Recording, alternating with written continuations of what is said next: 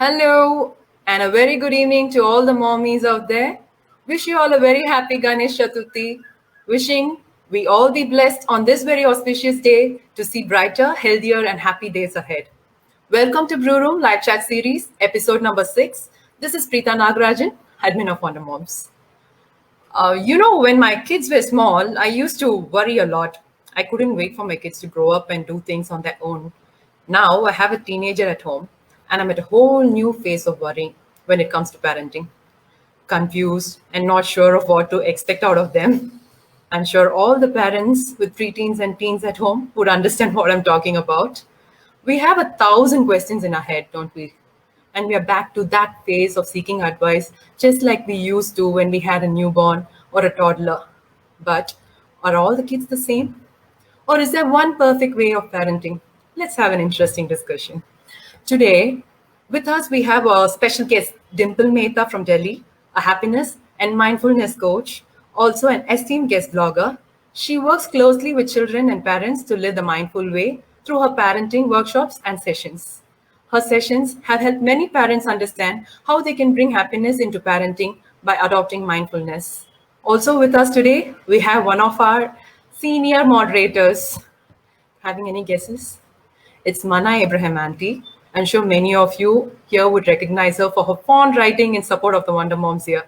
She has inspired and supported many young moms here, and I'm happy to bring them both in for our live chat today. Hey guys, welcome to Hi, the live chat series today. Hi, Brita. Thank hi you so much. Preetham. So, how are you, Dimple? Today you are our special guest. How are you? How have you been? When you say special guest, it makes me even more excited about the show. Thank you so much. And lovely to be here, lovely to be a mom, lovely to be belonging to this beautiful Wonder Mom family, and lovely to be with Mana Auntie and you here on being a part of this chat show today. Thank you so much for having me, and happy Ganesh Chaturthi to everyone. Yes, yes. Yeah, Thank you. Auntie, all our moms here are watching you for the first time, seeing you for the first time. I They've been know, I reading your know. posts. They've been, in awe of your support and words for them all the time. I'm sure they're all glad to have you here. Say a big hi to all of them. Hi everyone, such a pleasure to finally. I'm sure you're seeing my face now for the first time. I'm not as terrible as I sound, right? No, you're the sweetest. You've been like, like you said, the grandmother of Wonder Moms. Yeah, I'm the grandmother of Wonder Moms, right? Yeah, we're having a very interesting topic today. I am just getting into the phase of handling a teenager at home. Dimple, you too, you have a teenager at home as well. And Auntie here has a double experience with handling teenagers. She's Yes. seeing the next generation of teenagers. So we have a lot of questions in head right now, and we are going to see, how to go about it and how to handle our the little people, who are transitioning between a child to adult. We're so Correct. confused about them right now. So, Dimple, my first question goes to you. Yes. Preteens, what are the physical and emotional changes we can expect, and when to expect them? All right. So it's an interesting question actually, and as you rightly said, that from being a child to growing into an adult, this is, I think, what we call the most awkward phase of a child's time. He doesn't know where he belongs. Sometimes you will see a child behaving as kiddish, as childish, as he can be or she can be. And on the other hand, on some subjects or some topics or some conversation, you will see them talking way beyond their age also, because they feel Yes. that they're grown up enough. So it's a kind of puzzle going inside their head also, and sometimes unintentionally we add on to that confusion. So we'll talk about it.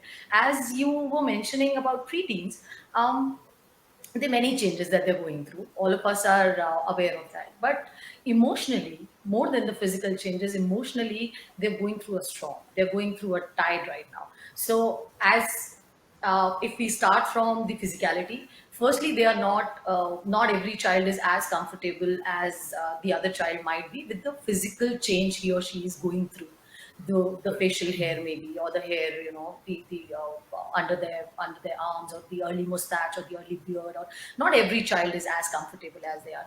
They kind of need an acknowledgement, but it is such a thing that they don't discuss these things even among their friends. These things are Friends. very, very personal.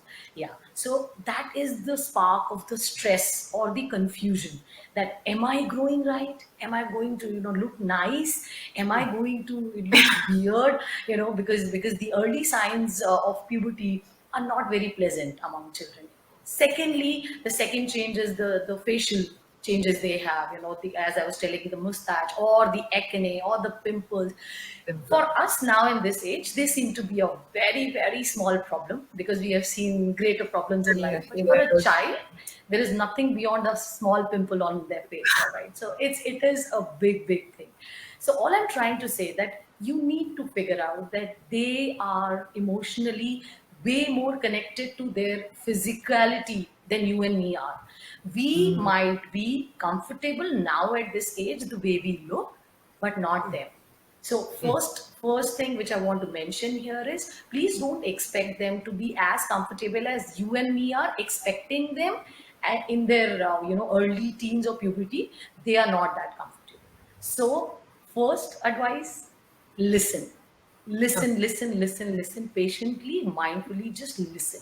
Sometimes, being elders, we kind of start giving them so-called, suggestions or how to go about it even before listening. So after 20 minutes of conversation, the child will tell you, I was not asking you about it only.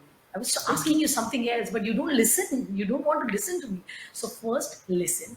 And listen. secondly, I've seen parents, suddenly they start treating their children very differently. So from coochie cooing, they become all like one on one, and they go into these grand talks, clearing their throat and telling them, today you and me are going to talk about it. It is very embarrassing for a child. Yeah. Let it be a normal conversation. Please continue your small talks at home, or over the food, over a movie. Don't let that bond go away between you and your child. As the child is growing, we keep looking for reasons to talk about something with the child. That's a wrong way. A child is never ready for a grand talk. Let's talk about, your facial hairs today, or let's talk about, we are going to buy you a first bra today. A child is not very comfortable talking about these things. So you need to talk small, talk in portions. And the best thing you can do is tell them that it's very, very normal. It's very normal. You have me have gone through it. Auntie, being the eldest in the group, can tell better on it, that we all go through these changes. So whether it is stress, whether it is attention related to pimples, physicality, you can actually tell them your stories. So I sometimes tell my daughter, when she's very conscious about the tanning. She gets tanned like every single day, and she's very conscious about it. How come you have such a clear skin, and I get tan? So I tell her, that I used to play a lot outdoors when I was in your age, and I use a lot of creams and all. You stay away from it, and you look nice. And your tone is a normal teen tone, because you guys go out, play under the sun. So I'm just saying, just relate it to your story, and I think the children connect better. Correct, correct. So yeah, when talking about the changes, right now that you have a daughter, it's easier to tell, relate with your self and give them examples. But when it comes to myself, I have a boy. I'm not able to actually relate with him or prepare him well enough to give him the talk or give him even small talks or bits of information of what he should be expecting. So now I'm going to ask you, Auntie, when is the right time, or what is the right way to actually give those little bits of information to your little boy that he's Boys. growing up into a man? Yeah. So my children are 4 years apart. So you have one teenage while the other one is a kid still. And then he catches up and reaches that zone of teen, preteen. The way I had to deal with both of them was very different, because the two of them are very different in personality. So even if you have two children, they're two different human beings. So that is one of the first things we have to understand. They Correct. came out of you both, but they're so different. One is a total introvert. And as Dimple was saying, see, the eldest one is a shy, withdrawn kind of a person. he had also some other issues, learning difficulties and things, which made him even more. The other one, opposite, extrovert, brilliant. So as a mom, you're torn between these two in handling, and I found that it was completely a different way. One, it was a single parent scenario at home. So I had to be the dad and the not really the dad and the mom. I was a mom. Um, I don't know anything about that. So I was a mom, and I did ghost, like Dimple said. Dimple, I did the same thing. We would discuss movies. We used to go for movies together, and then we come back and we talk about it. So in the course of the conversation of the movie, I bring in what I think is the right thing to say. So we have not changed the topic. We are still on the topic.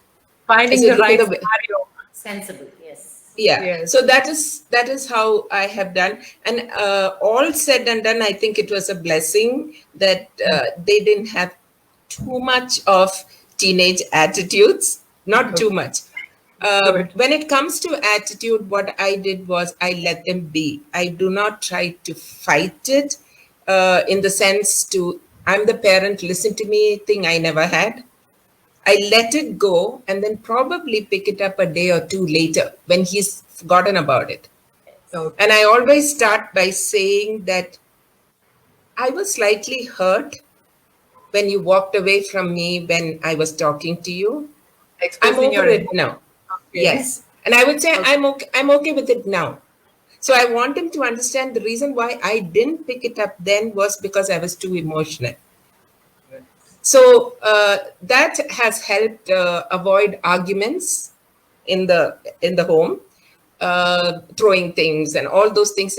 It has happened. I'm not saying I was a perfect mom. There's been outbursts also because I was dealing with separation and family pressures on one side. So then, yeah, I have thrown a few things around myself, in anger.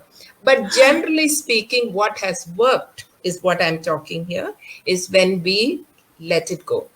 Each person is a different human being, even though they are both your kids. Correct. Correct. Dimple, Talking I'm about sure you agree. I'm sure emotions, you Auntie. agree with me on that, Dimple. Completely, completely, Mananti. Yeah, Absolutely with you on they're that. so different to know that they are different people altogether. Definitely. Yeah. Definitely. So Preeta, yeah, you were you were saying talking. something. Sorry. Yeah, you were talking about us expressing our emotions at the right time. Yeah, But then, teens have a bigger problem with their behavior. It's mostly because of emotional anxiety. There's a lot of yeah, attitude change that is happening right from, say, 10 years, 11 years these days. Like, I don't remember when it happened to us when we were preteens or yeah, teens. But yeah. what actually is influencing Dimple? I want to know, like, do you think the lockdown has a more severe impact on teenage attitude and behavior? Okay, thanks for asking me that question, Rita, because this is one question that we keep answering during our workshops and sessions with parents also and with the teens also. I'll tell you a very interesting thing which I feel here. Maybe you agree or you don't agree. When lockdown started, it was us, the parents or the elders or the media, who created that it was a ruckus. There is no life beyond lockdown. What will happen now? So we kind of created more trauma for children to handle. For children. It was Yeah, all of a sudden an unnatural environment for kids. And now, after 4 months, with the same mouth, we go back to our children and we tell them everything is normal. The schools are going to open after 4 months. See, we need to understand a child is not as quick as you and me are seeing life closely for so many years. So you have to be very, very mindful how you are telling your child about a problem in life. You can be the cause of the anxiety in his life more than the lockdown is. All right, because children by nature are very, very resilient. They're very resilient. So if I might tell my daughter that there is a lockdown child for 3 months and you might not be able to go to school, but you have your online studies going on, and you will rejoin your school after 3 months with certain social distancing and so on and so forth. It's one way of telling your child. You are making your child aware. That's fine. But then the other way is, you are not going to meet your friends now for the entire year. You might not even see them.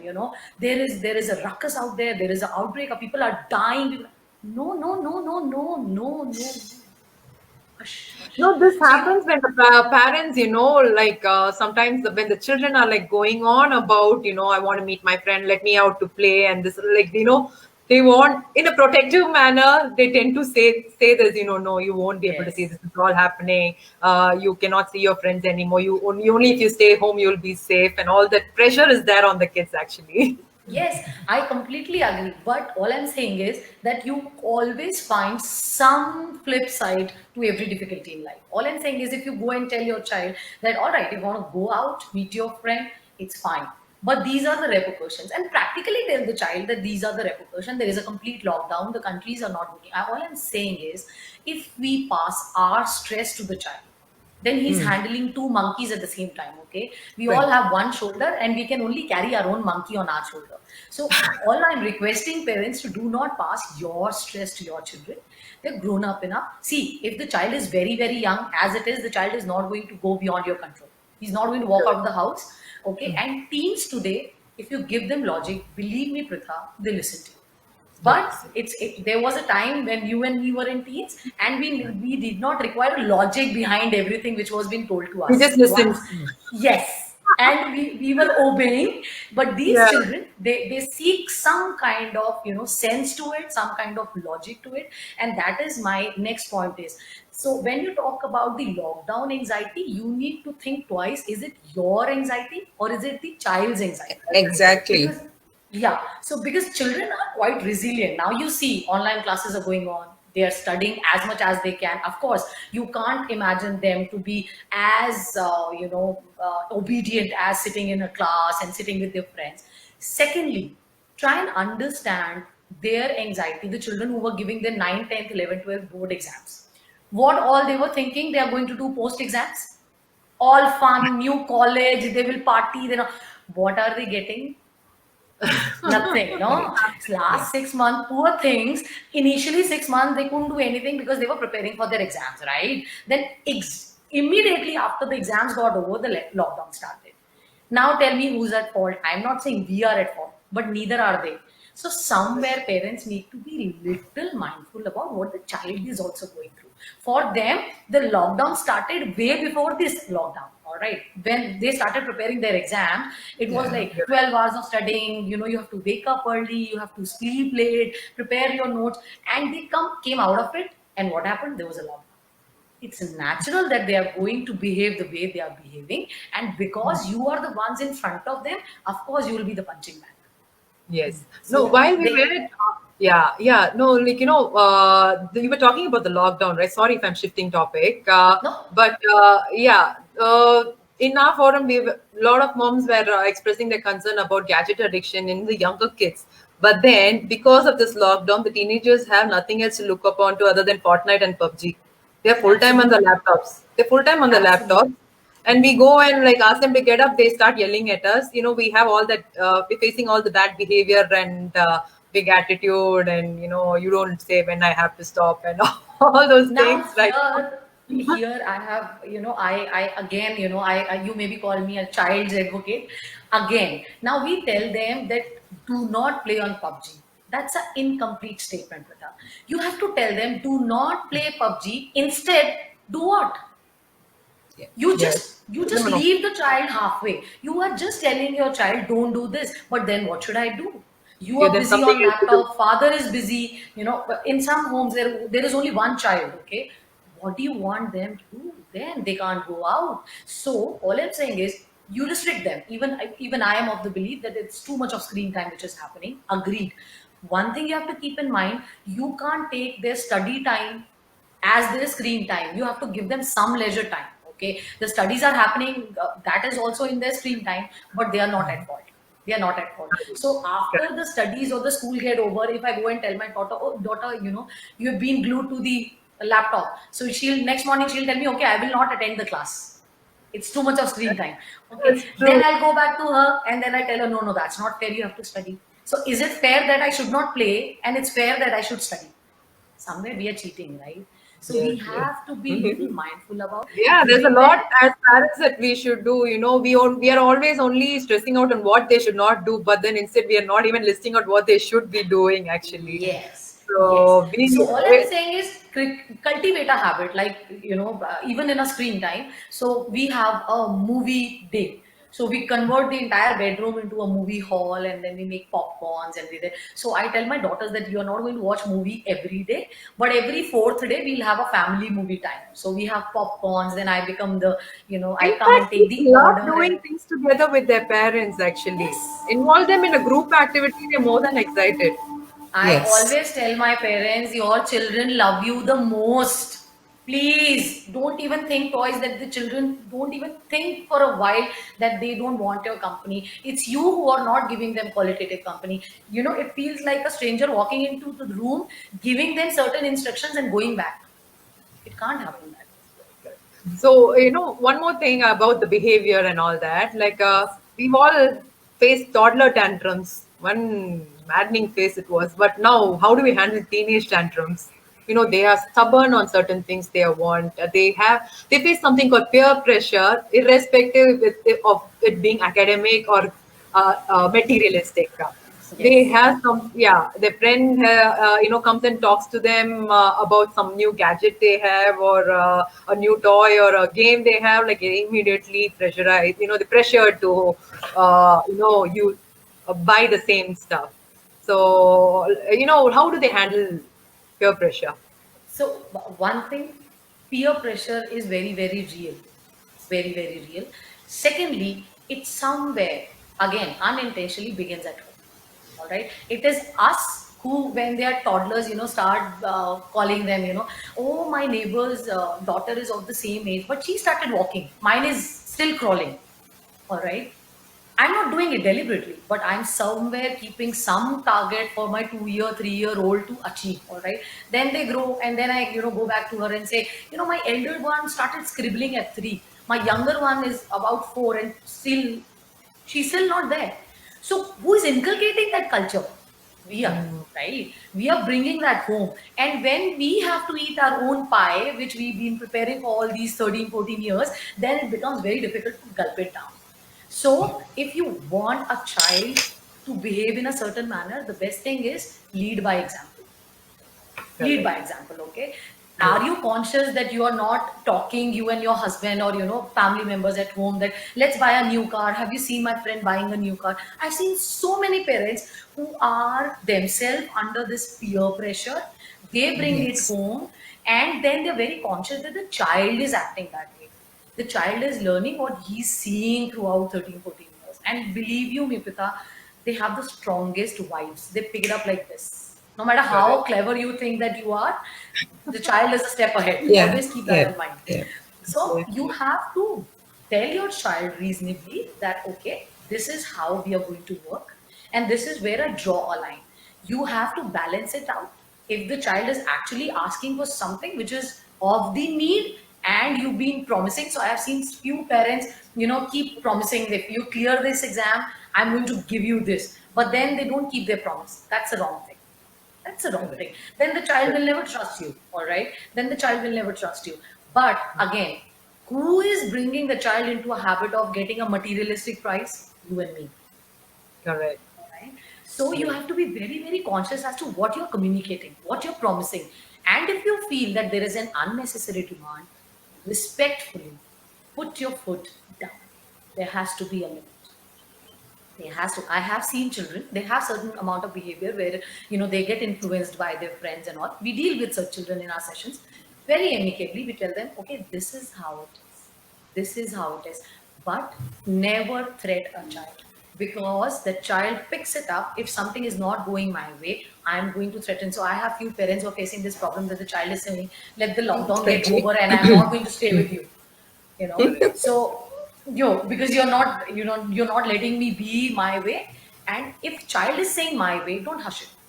Hear it out. What is your way of living? Okay, Yes. let's see, and let's collaborate somewhere in between, which is my way or your way, somewhere midway where you and me can live peacefully.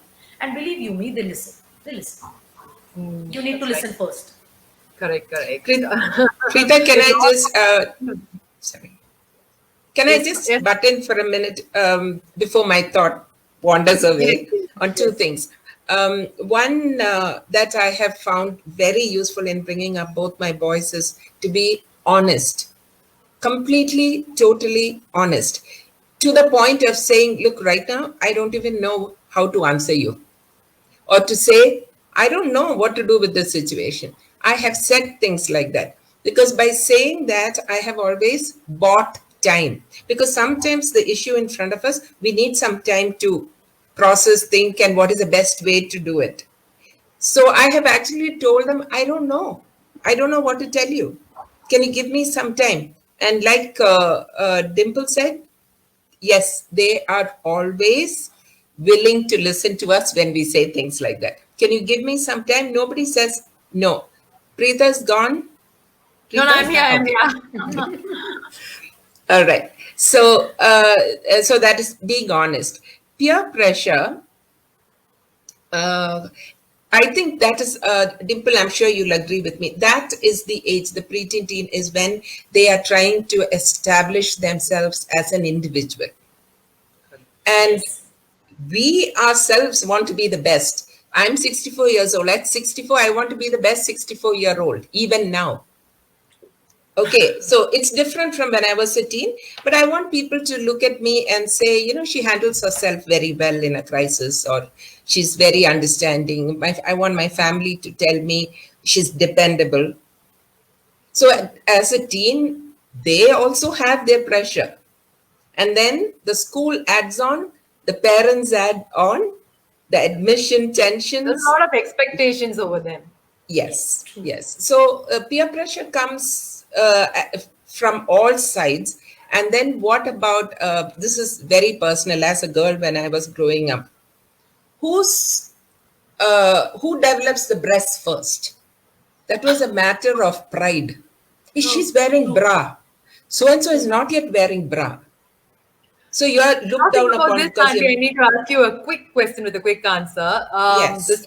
Uh, when can we expect the physical changes? Like, in the forum, I don't know if you observed, we had moms asking, my 9-year-old is developing breast buds. Is it too early? When will she attain puberty? When is the Yeah. right time? Is it all normal, and all those kind of questions? So, what is your thought? And then, if Dimple, you can share your thoughts as well. But let me ask Mananti first. Yeah. So, a girl or a boy, when can they expect the physical changes to start first? Preeta, when we were growing up, that whole change, physical change thing happened only when we actually hit the teen. So maybe 12 would 14. be growing early. Oh, she's Right. growing up fast is 12. Now you have 9 and 10-year-olds. I think it is the food we eat and things like that. Does it really matter? Let me ask you, Preeta, one question. Which is the Yes. right age to get married? There's no right See? age. I don't know. No, when you are ready for marriage, you're ready for Right. marriage. Okay, that's a decision you make. But here, when growth comes, it's not in the kid's control whether the breast develop at 9 or will it develop at 14. It's not in her control. We as parents just stay with them and go with the flow. And your question, like Dimple just said, in that particular case, when a 9 or 10-year-old is developing her breasts, it's a mother who's flapping. Oh my God, 9 years. And she's adding that pressure, right, Dimple? So that pressure Yes. is going on to the child. Otherwise, the child would have normally developed it and gone. But we create the panic around her. So I don't True. think there is any one age you can say is my understanding, like for a boy or for a girl. Preteen is this, and I mean, roughly you can say. My grandson, when I said he's only 8, he asked for a separate bedroom and they've Oh. given him a separate bed. The brother and sister were sharing. She's 4 This and is he's this is 8. probably because he saw some of his friends having a separate bedroom in their house. Exactly. Another kind of He peer feels pressure. all grown This up. He is feels unended all about grown up. this. Yeah. Yes. And he wants his own iPad. He wants his Hmm. own iPad. He wants his own bedroom. My son and daughter in law are like, What are we in for? My son is a marriage family therapist, and yet he's panicking right now because he doesn't know why this boy's. I mean, at 8, my son had to sleep where I asked him to sleep. This is where you'll sleep, and that was it, right? So things change, and if we can just take a deep breath and allow it, it's not abnormal to have a kid maturing at How do 9. you so say And no to these kids, until like you say, Dimple, you told we have to put our foot down, right? Yes, yes. How would you do it? Say you're not happy about something your daughter is asking you. How would you politely say no to her? So, Prita, you have to practice. There is a practice which goes. You can't be fluctuating your behavior. I always tell the only difference between parenting and mindful parenting. So many parents ask me, what is the difference between parenting and mindful parenting? It's the only difference is in mindful parenting, you respond. In parenting, you react. React, exactly. All Yes, right. correct. So that's the only difference. If you're being mindful about your pattern, believe me, you don't have to look at your child's pattern.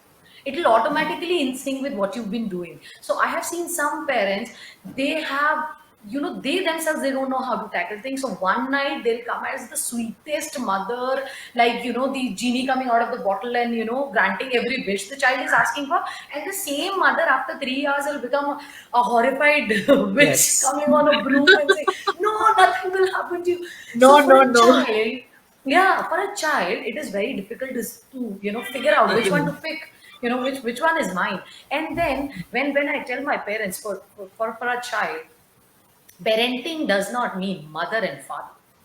Parenting means combination of you two. yes, So where some parents come to me and say my husband always agree to if I disagree to something, and vice versa, my wife agrees to if I disagree with something. Please do not do that. You need to make one rule book. So if one is soft and the other one is little rigid or little firm, it's fine. But you need to balance out and who is going to take decision. Otherwise, if one keeps agreeing on everything and one keeps disagreeing on the same thing, of course, it's very easy a child's choice which one to pick up. And then the other parent becomes the gray parent. Mostly what happens, the mothers are the golden mothers and the fathers become the gray parents because they are the ones who are taking the difficult decisions. No, you won't go. Ask your papa. So we kind of being unfair to the fathers. And that's why you see that detachment. That's We right. being unfair to the father. End of the day, a father is as loving a parent as a mother is. It's just mothers are very vocal because among the two, mother is the first parent. Mother is the first parent among the two. That's So you true. have to be very mindful. If you're laying some rules, first you and your husband, you need to sit, lay some guidelines, and say what may ever come. It's a yes for a yes and no for a no. We And then, had this talk in a couple of our sessions actually. All the family members living in the same house have to agree upon the rules first. There's no point yes, when one says no and the other one is like, okay, say we have the grandparents in the house. When we are strictly saying there's no candies allowed in the house, if the grandparents are going to sneak in some candies and give it to the grandkids, there's they don't the rule doesn't apply. It nulls out. absolutely. yes. In joint So families, I think when you have a joint family, you have extended family, grandparents living. It's a very big challenge. I just wanted to say how and being you a must have single. seen a lot of questions related to this on the forum. Most of the mother-in-law, father-in-law, I mean, daughter-in-law misunderstanding happens around this issue. Yes, because Yeah, Yes. all, like Dimple said, everybody is not on the same page. And the correct. child, being the smartest one in that house, knows the weakest link. Yes. Yes. And they'll He will not and they'll ask us go to there. spend. They will go directly to the grandparents. Okay, we can get it done through Yes, this yes. shortcut. Yeah, yeah. Yeah, You'll have to, at that point, you'll have to displease one or the other. You'll either correct. displease the grandparent or you'll be displeasing the child when you have to make a stand. When Yes. take a stand, right? It is. Yeah, Yeah. correct. See, No, I want. as a single mom, I'll just quickly say this. As a single mom, rules like staying out, how late can they stay out at night? I'm okay with, because I was very okay with my son going out with friends, seeing a second show, which means he comes home at 9:30. I was okay with it. The father is not around, right? But I know the father is a kind of a person who's not okay with it. So I have had to say no and tell the kid it's because the father is not going to like it, although he's not in the picture. And I wanted the children to grow up loving and respecting the father, even though he's not there. We didn't get along together. That doesn't mean he's not the father. He is the father, and you will respect him. You will respect his values. You will love him. So I am thinking, why can't he stay out till 9:30? But I have to say, no, you have to be back by 7. Correct, correct. We have So to you agree take upon it. the yes, When it yes. Although he's not, the father was nowhere in the picture, but I have had to do it to make them who they are today. So when I look at them today, I'm so happy I did what I did That's wonderful. because yes, yes, I know I And did the I'm right sure they thing now when I respect look. you. They respect you even more for being Yeah, fair to yeah. their father at his back. Believe you me, it Yeah, goes a long way. yes. Yeah. Yes, Because now yeah. their parents, they can see that, what I did then, they are able to understand now. True. Yeah, sorry, I Correct. just kind of needed to Yeah, bring yeah, that no, in. they have Sorry. like while we are on the disciplining, I wanted to finish my questions on like, when Yeah. it comes to disciplining a teenager, should we do it or not? Is there one particular way of, tuning them? Dimple, Okay. before you answer, Preeta, can you define discipline before Dimple answers? What do you mean by discipline? Yeah, disciplining a child in sense like, okay, he's eating, he has his wrappers around, he has his food outside the laundry bin. Just basic disciplining. That's what. Okay. Okay. Basic. By talking with respect to elders, because at this age they have a lot of attitude when it comes to replying. So how do we tell them? Would they actually listen if we're going to tell them, no, that's not how you're supposed to talk. This is how you're supposed to do it. You're supposed to wash your dishes. You cannot leave your things lying around. You have to make your bed. So they are within a few years they're going to be on their own, and they have to know how to have a self-disciplined life. So how do Yes, we do it? very true. So, as rightly said by Mana Auntie, first you need to see what discipline means to you. Sometimes parents go irrationally and inhumanly overboard, deciding about discipline. The This military is the parent. time. Yes, yes, the authoritative parents, and then we Hmm. have on the other hand the friendly parents, the buddy in hand, keeping a shoulder hand and deciding Correct. about all right, everything is all right. I think excess of both the things will go out of hands. You need to somewhere balance it out. Balance You it. have to somewhere balance it out. Like I always tell my parents that your child will be blessed with good friends throughout his life, but Correct. he or she will always have one set of parents. So don't go overboard friendly so that he loses a guide, the only guide in Yes. his life. All right. There has to be a balance. And when you talk Actually, that about was my discipline, next question: to be a friend or a parent. You brought it in. okay. So I'm clubbing the two and I'm answering with Wonderful. like Good. Yes. Yeah. so yes, neither the two friendly parents nor the authoritative parents. You have to somewhere draw a line because you are very very crucial for your child. You're very very crucial. So if you become a friend and you start seeing the world through his eyes, you will never become a devil's advocate and tell your child that this is not the right thing or not the right thing for you.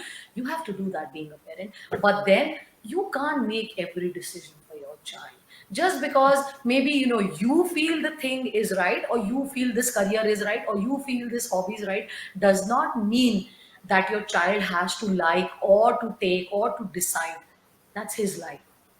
They're two different lives. Okay, you have your own dreams, your child has his own, so you have to respect that individuality. That's one. Now coming back to disciplining the child, very important, very very important.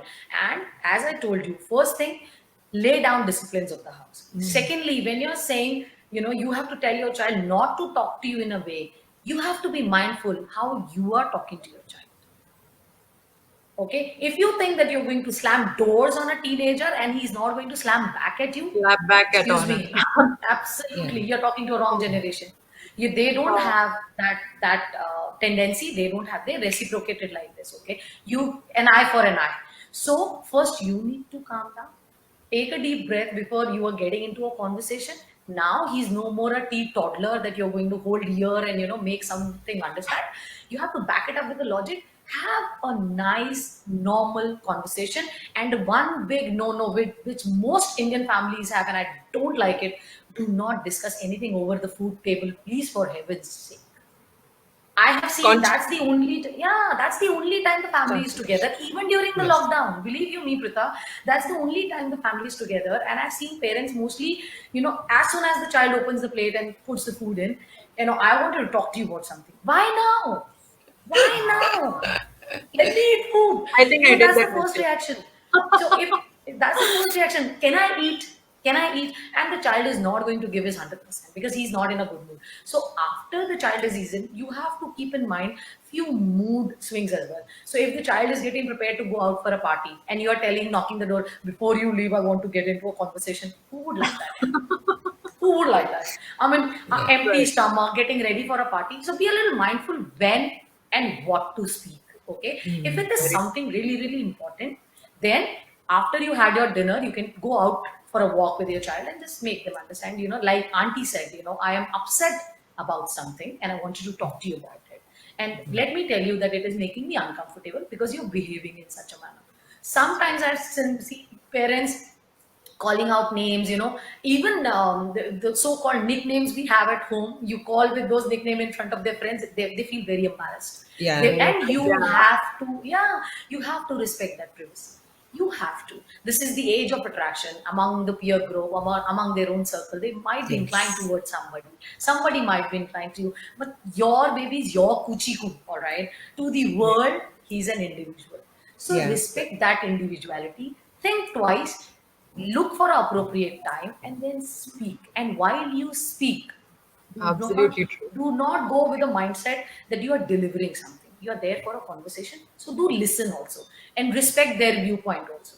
And one thing I want to make sure here, it's a kind request: if your child is telling you something where he or she has gone wrong, in his complete honesty, never use that confession against him.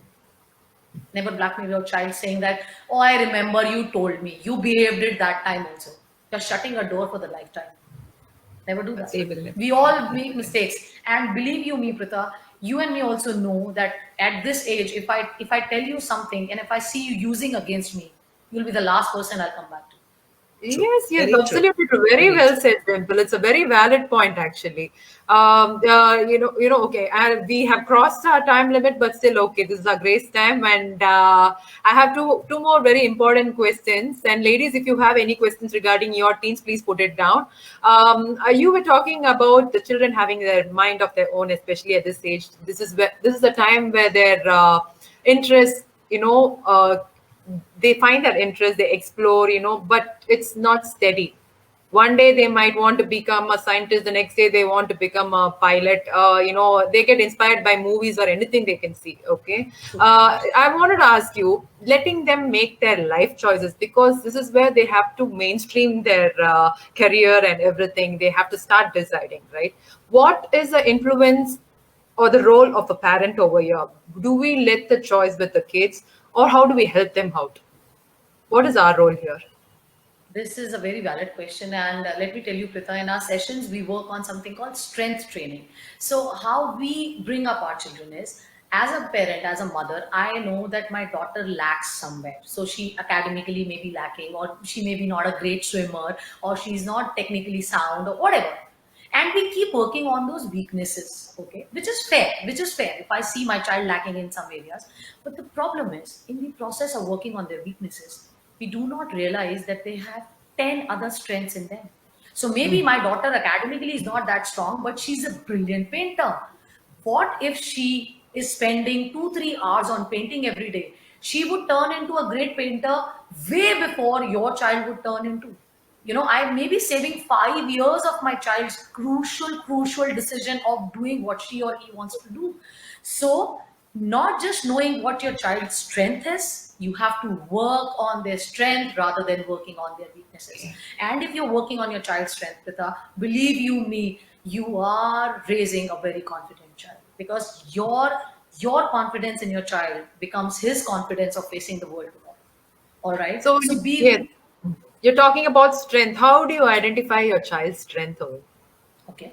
So very, very evident, which is that thing for which you don't have to, jerk your child every morning and say, go and sit down and do it. So to do That's his it. calling.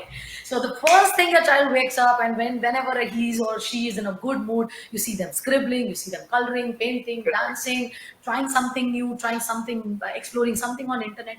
That's Whatever their he's calling. excited about Yes, doing. that's the spark in their Activities. eyes. That's their calling. Yes, And coming correct. back to the choices they should make or not, if they have to make a choice, what do you mean by choice? They will look through something and then pick one. If you're giving them one, please don't call it a choice. Okay. Yes. All Correct. right. Yeah. So True. the child will spend something, and I keep telling my parents there is a vast difference between a hobby and a career. Please don't force your child to, do not spend time on hobby and make every hobby a career. Please Career. spare them. It's their me time. If the child likes to listen to music and you want them to become engineer, they have nothing to do. He or she will still become an engineer listening to good songs. All right, they have nothing to do. Hobby is altogether a different thing, and career is altogether a different thing. Guide them what is there, but whatever is their calling, believe you me, they'll be the best at what they ever, what is their purpose, what is their calling is way more important than what you and me as parents want them to be. That's what I believe in. Correct. You Correct. know, Very. something I want to say along what I had to do when they had reached, the stage where they need to choose. Um, the very important challenge that I had at that point was expenses. So sending the kid to for a professional college, I wouldn't have been able to do that. So I did have an open discussion, but I also told them, but if that is what you want to do, by hook or by crook, I'll make you do it. But you have to also consider that this is our situation, this is what I'm earning, this is what I have, how will we do it? And I think it is okay to be honest with the children when we don't have enough to give them and tell them, look, so where can we cut corners? Ask them. They may have better answers than we do. Agree. So Yes. they'll Need to say give it you is the okay. choice after that. Yeah, yeah. And it was not like, okay, oh, I love this, but I'm giving up for mama. No.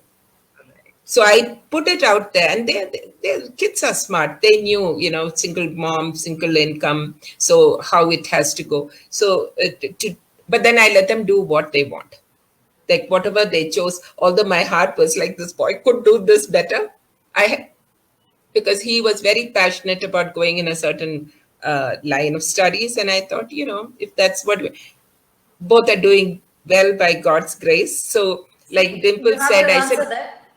yeah. So Dimple saying that let them do it, but we as parents, I think we should define our boundaries. They have to know our limits, what we can and what we cannot do. Yes. Yes. You need to be transparent about what we can. Absolutely, absolutely. Yes. Yes. Back Okay. every conversation with the logic. That's it. That's it. Yes. They'll buy it. Very true. They want Very true. logic.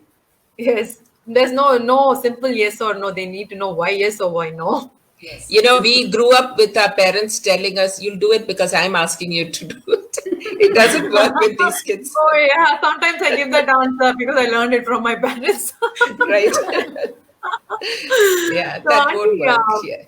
yeah, my next very important question to you regarding specific to teenagers is about sexual awareness. I know Yeah. this is your forte, and you have given a lot of talks to kids regarding this. When and how do we have the talk with them regarding sexual awareness?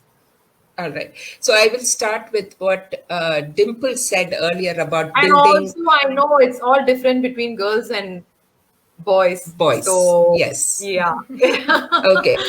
So the girls part, because Dimple has daughters, I'm sure at the end of what I say, she might add on. But I had a very, very traumatic growing up stage because I'm going to just go out there and say this because I think when I was growing up, and I was just my body was developing.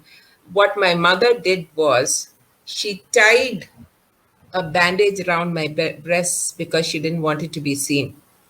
Oh, So I'm why? growing up with the I was 11 or 12, and I'm growing up with this thing. There's something wrong if you develop your breasts.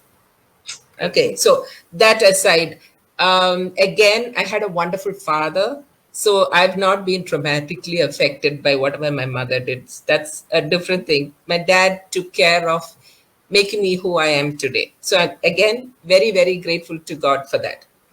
To the boys, you will stay. See, when the first things we see probably is the little mustache coming before we see the armpit and the pubic hair. So that as a mother, you become okay, and the voice crack, the voice change. Um, when you see that, it's time for the talk. Now, boys do have issues. They like to play around with their penis because it gives them a lot of, yeah, they do, because it gives them a lot of pleasure. Okay. And the way we deal with it and we talk about it. See, if you see your child picking his nose in public, what do we do? Don't do Don't do that. it. We tell them don't, that's not a good thing. You don't pick your nose, you don't pick your tooth. And so same way we start talking about them playing with their penis or their sexual, the private parts, like it's normal. It is normal. That's the first thing you Yes. should tell them. It is normal. You don't want them growing up guilty. So it is normal, but there's a place, a time where all this can happen. Certain religious groups think it is a sin to do that.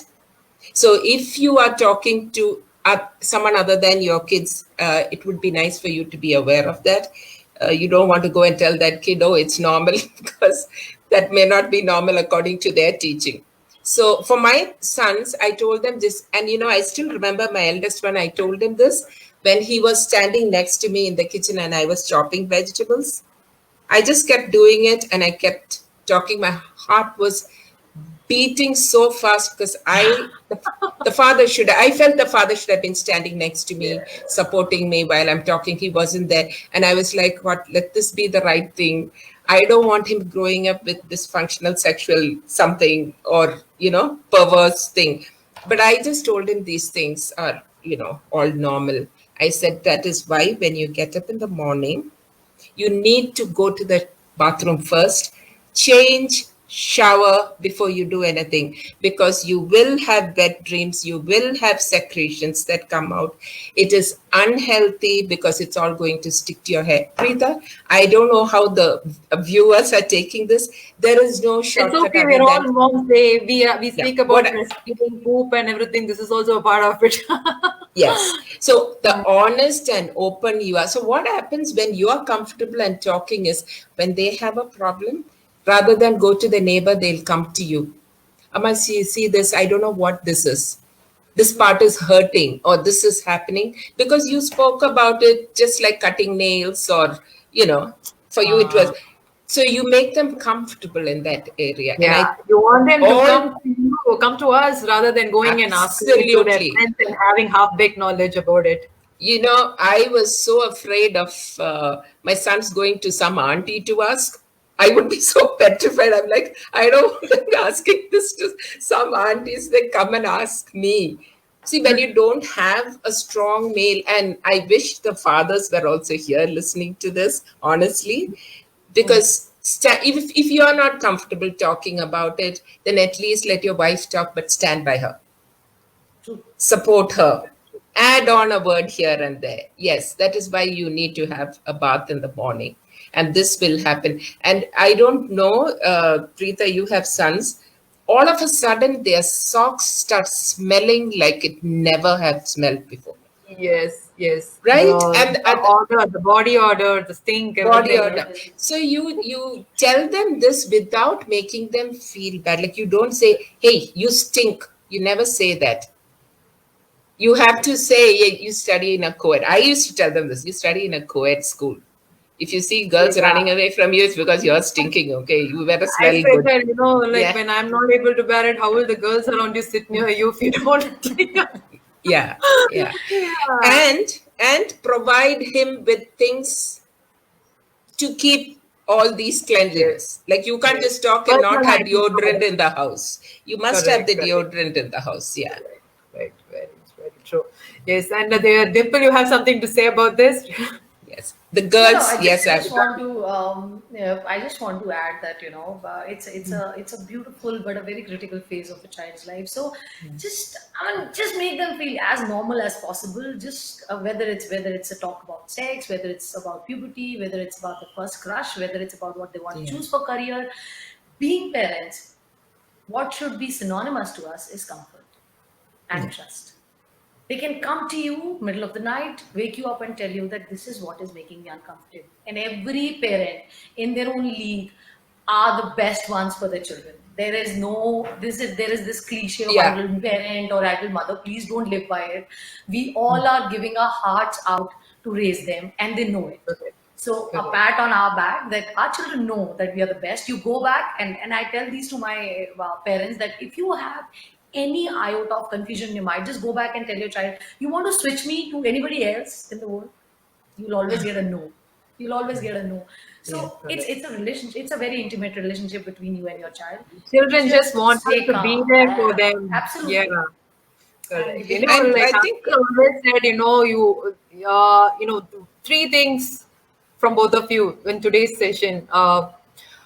Listen, respond, be honest. These yes, three are the most important things a child can learn from us. If you want them to be in their best behavior or grow up to be better humans, they learn from us. You need to listen. yes, You need to respond to them. Not reaction is not the solution. It's not the answer. So these three things are very valid points that I've learned from today's session. Actually, be about raising teens, or in fact, in on the whole, parenting as such. So yeah, Dimple. One last question: what do teens or kids in general? Okay, we stick to teens. What do they expect from us? Very normal, very normal things. Love, which is unconditional. Do not love them because they or he or she would become a good girl or a good boy. Love cannot be conditional. You can't be a conditional parent, all right? It is unconditional love and respect to what they are saying. It has to be respect, absolutely mutual respect. You can't hush a child and then expect the child to respect you back. You right, have to respect them, and most of all, I told you, you have to listen to them. They need a listening ear. They have their friends there, but then the friends are not their guides. So love them unconditionally, trust them, and listen to them. I so many times I get these teens when I take this session that they feel that I have not given any reason for my parents not to trust me, but they still don't trust me. So just by looking at somebody else's story, or you saw something on YouTube, and don't implement every formula in your family. Not everything fits into every room. All right. So trust your children, love them unconditionally, and just have a listening ear.